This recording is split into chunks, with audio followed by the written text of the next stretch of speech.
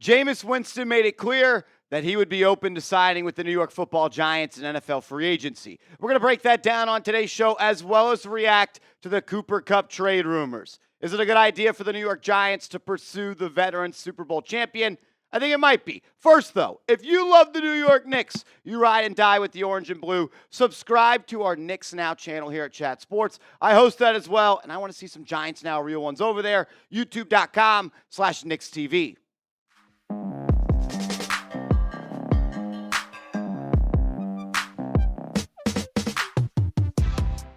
Welcome into New York Giants Now by Chat Sports. I am your host, Marshall Green. Should Big Blue go out and sign the veteran Jameis Winston in free agency? That's a question they're going to have to answer. It sounds like Jameis Winston has already answered the question, though, of if he wants to play with the Giants. At the Super Bowl media availability session, he spoke to Ryan Novozinski of NJ.com, and he said this, quote, "Would I really sign with the Giants? Absolutely. I want to keep playing and do what I do best. I have a ton of respect for Coach Brian Daboll, the things he has done offensively. I think we have they have a young roster. Got a little bit ahead of himself there. But they have a young roster that's ready to win. They're ready to bounce back. I know they're hungry over there."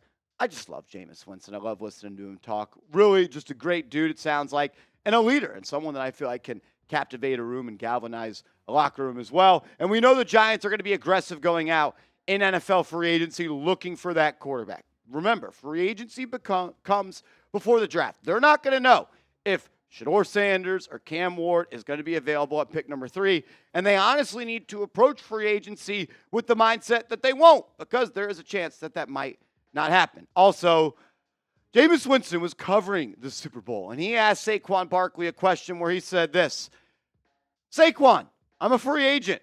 I don't really got no job. Who's going to sign me in free agency?" Then Saquon Barkley, with the most smug look on his whack-ass face, said, "I think New York needs a quarterback right now." I hate Saquon Barkley. And then he goes out to Twitter and tweet and delete. Saquon Barkley, little Twitter fingers for him, said, because a lot of people made it a big deal that he brought up the New York Giants, and honestly, I kind of called him out for it. And then he said, "I literally said Dabes would get you right." And then he said people are making it a big deal, and this whole Giants and me thing is overblown at this point. How is it overblown when you're the one that keeps bringing up the Giants, man?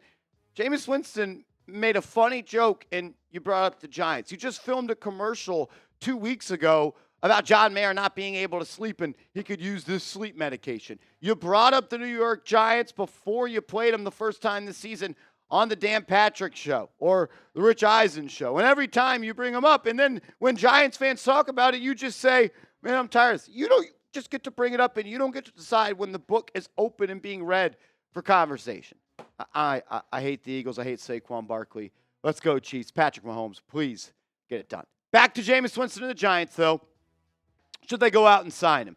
Look, of the available options in NFL free agency, Winston is someone that I do have some interest in. Still just 31 years old and played a handful of games for the Browns last year, started towards the end of the year, then he got benched. And in those games that he played, he did what Jameis Winston does, which is air it out, throw it deep, throw touchdowns, and throw interceptions. 13 touchdowns and 12 interceptions for Jameis Winston. And if you were to really just explain that in how many stats would that be in an entire season? Over a 17-game stretch, 30 for 30 Jameis.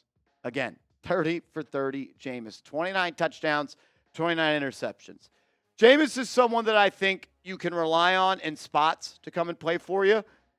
He's done it over his career, kind of like a Ryan Fitzpatrick type of quarterback, plug and play, and go out there and be effective for the first game, second game, and then when the team gets film on him, he'll start to struggle after that. And you see that. 13 touchdowns to 12 interceptions this year. Last year, 2 touchdowns, 3 interceptions. The year before that, 4 touchdowns, 5 interceptions. 2021, he did play really well in 7 games started for the Saints, 14 touchdowns and 3 interceptions. But Jameis is what Jameis is. He's a gunslinger. He's just going to go out there and sling it. And it's fun watching him. But then you're also going to take a lot of just really bad throws, and he's going to throw a lot of interceptions. Look, I know a lot of people with big-time throw percentage make a big deal of that. But these numbers should always be flipped. Your big-time throw percentage should be double of what your turnover-worthy play percentage. Think about it like this. Jameis Winston puts the ball in harm's way 2 times the amount of times that he makes a throw that makes you, pause and say, wow, that was a damn good throw. Look, Jameis is a fun option as a backup quarterback. He is someone that I would entertain being the backup quarterback for the Giants. I don't really want to, if the Giants do sign him, though, live in a reality where he is forced to play unless there is injury. The only really way it makes sense, in my opinion, to go out and sign Jameis is if you know for sure that when the draft rolls around, you're going to be able to select Cam Ward or you're going to be able to select Shedeur Sanders. I don't want to walk into week 1 with Jameis Winston as my starter. I don't want to have to rely on him to start maybe a handful of games, because if you sign Jameis and you don't get a QB at 3, and then you have to get a guy like Jackson Dart or somebody else later in the draft, and Jameis has to start first half of the season or more, I don't love that idea. Look, the crop of free agent quarterbacks is not strong. But if we're going to go out and we're going to sign a guy, I would rather have a guy like Justin Fields. I'd rather have a guy like Russell Wilson. I'd probably rather have a guy like Mac Jones, to be honest. I'd probably rather have a guy like Marcus Mariota. Zach Wilson, I like, but there are risks involved with him as well. Jameis is probably QB7 on my free agency big board. It's going to come down to price. It always does in these spots. PFF projects him to sign a 2-year, $12.5 million contract, $7 million guaranteed. I think that's fair. I would offer him that contract if I strike out on guys that are higher on my board. Again, I like Jameis as a backup quarterback. I think he could help a young quarterback. He's been the number 1 overall pick. He's had to bounce around the league. They say Jameis is a high IQ guy and get on the whiteboard, and he's one of the most detail-oriented, smart QBs in this league. So I like that, being able to mentor a guy. There's a lot that comes with Jameis, though. Jokes, laughing. You got to embrace him. I'd be fine, and I'd be happy if he was a Giant, and I think it'd bring some entertainment to this team. And he's going to throw the ball all over the yard to Malik Neighbors, to Wan'Dale Robinson, and to the other team. You know what you're getting with Jameis.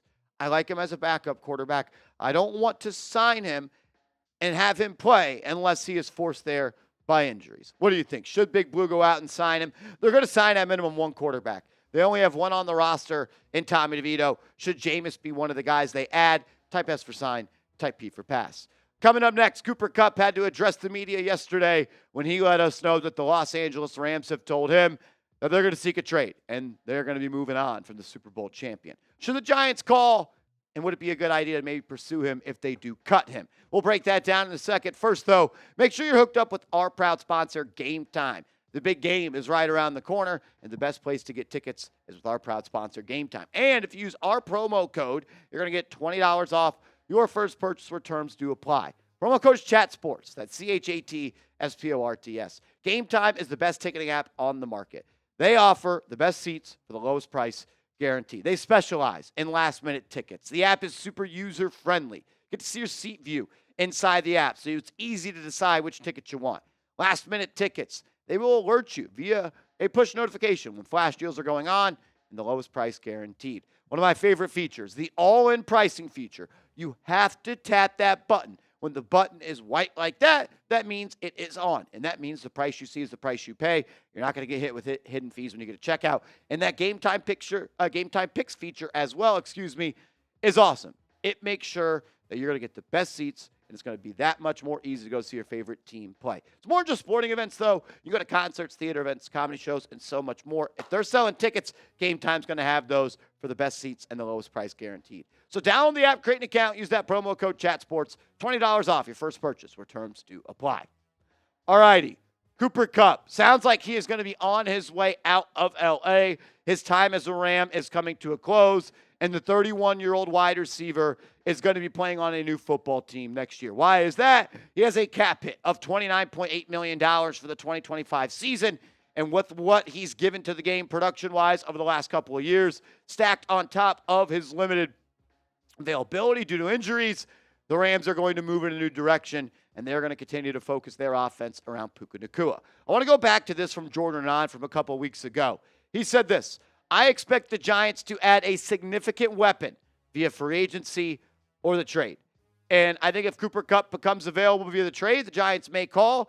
And I think if he does get cut, which I think is more likely, we'll talk about that, I think the Giants could and probably should be interested. Cooper Kupp released a statement saying, "I was informed that the team will be seeking a trade immediately and will be working with me and my family to find the right place to continue competing for championships. I don't agree with the decision and always believed it was going to begin and end in LA." If he's trying to compete for a championship, maybe that right there tells you the Giants have no shot. Not sure the Rams can trade him, though. So let's start there, and we'll work our way down to if the Giants make sense. Any team that trades for Cooper Kupp, so say the Giants trade for Kupp, that $29.8 million cap hit goes down to just $20 million. The Giants would be paying Kupp essentially on a one-year, fully guaranteed $20 million contract. You could essentially cut him after this season that would be coming up and get out of that contract with no dead money. I think Coop still has some game left. I think someone that is as technically sound as him, who is one of the best in the league at running routes, the attention to detail, knowing how to create separation, that kind of sticks with you as you become older. Obviously, you lose the quickness, and with the injuries, you lose the ability to stop and start and get out of cuts like you used to. But route running is all about fundamentals. It's all about leverage. It's all about getting into that blind spot of a corner, and you don't lose that with age. Yes, you lose the speed and the ability to get out of breaks and stuff, but I will always believe Cooper Kupp can be a successful receiver in this league as long as he wants to play. He can move in the slot full time, and he can dominate there. The Rams, most likely, in my opinion, are going to make Cooper Kupp, if they're unable to trade him, which I don't think is very likely, they actually save the same amount of money if they trade him as if they make him a post-June 1 cut. There's a new rule in the NFL. You can cut 2 players with this label, and they still enter free agency immediately when they are cut. They would have a dead cap charge of $17.2 million, but a cap savings of $12.5 if they cut him post-June 1. It's like flipped if it's pre-June 1, and it's about the same if it is a trade. So this is the avenue I think they're going to travel down. I actually like the idea of pairing up Cooper Kupp with Malik Nabers. Look, we know how special of a player Malik Nabers is, but I always think younger players can benefit when you have someone else at that position that has been elite in this league. And Cooper Kupp has been an elite player in the National Football League for a long, long time. That 2021 season he put together is arguably one of the best single wide receiver seasons of all time. 145 grabs, nearly 2,000 yards, goes on to win the Super Bowl with the Rams. And I think someone that has been to the mountaintop like Kupp can teach a younger player like Malik Nabers. Look, we know Malik Nabers is already sensational. He did what he did this year with horrible quarterbacks. But can you learn anything from Kupp when it comes to studying tape, learning how to watch tape, how to take care of your body, learning how to run these different routes, learning so much? You can find, I think, a very valuable asset in Kupp in that way, but also to what he can do and still play. And talking about Kupp, he's a Super Bowl champion. The Giants need to learn how to win football games. A lot of people talk about culture starts with wins, like wins over the Colts, and culture starts with coaches. No, culture starts with players. Because if the players don't buy into the culture that the coach is trying to set, it does not matter. It's got to be a willingness to buy in. And Kupp, in my opinion, could be a leader and a captain for this Giants offense that is young and doesn't really have any winners at premium positions. And if you're getting a young quarterback, I like getting a guy like Kupp that could be that really go-to option for him. When you compare Kupp to the available free agent wide receivers, I think he stacks up close to the top. The top 10 people available in free agency are T. Higgins, Chris Godwin, Amari Cooper, Stephon Diggs, DeAndre Hopkins, Marquise Brown, Darius Slayton, Keenan Allen, Deontay Johnson, and Mike Williams. Renan talked about the Giants making a move. I think they got to go out and add a wide receiver too. I would spend some pretty premium dollars there. Look, you're bringing in a rookie quarterback. Get him some protection up front. Get him some more weapons outside. Give him a chance to succeed. I don't think you get Higgins. I think Godwin should be someone you look at. Maybe you look at Cooper, Stephon Diggs, maybe because of the ties to Buffalo. I like the idea of bringing in a veteran like Keenan Allen. And if Cooper Kupp is cut, yeah, definitely someone I am interested in. Name a free agent wide receiver you want the Giants to sign. Yeah, I'd like to go out and get T. Higgins. Going to sign $33 million. Maybe Joe Shane ponies up that type of dough. I don't know. Maybe not. Name a free agent you want the Giants to sign. And make sure you are following me on social media. I'm on Twitter. I'm on IG, @MarshallGreen_. And if you want to see a Knicks Now watch party tonight, go to youtube.com/KnicksTV. Just like Giants Now, but Knicks style. Free videos every day.